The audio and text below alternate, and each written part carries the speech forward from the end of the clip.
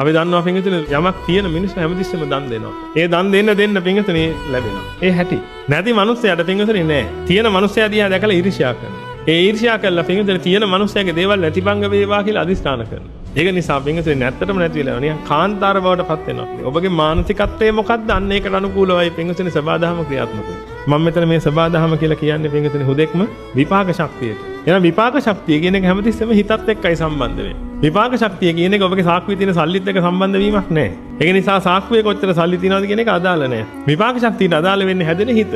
එහෙනම් හිතන වෙලාවේ ඔබගේ හිතේ මොන වගේ අදහසක්ද තියෙන්නේ? අන්න ඒකට අනුකූලව පින්විතනේ විපාක ශක්තිය ගැලපෙනවා. තොග වෙලෙන්ද තමයි හොඳටම හම්බ කරන්නේ. මොකද මේ හැම බාණ්ඩ එකම පොඩි කොටසක් ඉතුරු වෙනවා. පොඩි ලාභයක් ඉතුරු වෙනවා. අන්නේ පොඩි ලාභය මහා විශාල ලාභයක් වෙනවා. මොකද හේතුව හැමතිස්සෙම පින්විතනේ එතනින් ගලාගෙන යනවා බාණ්ඩ. ඒ හැම එකකින්ම පුංචි කොටසක් යාට ඉතුරු වෙනවා. ඒක නිසා උත්සාහ කරන්න හැමතිස්සෙම සබාධමේ බෙදා හැරින මධ්‍යස්ථානයේ බවට පත් වෙන්න.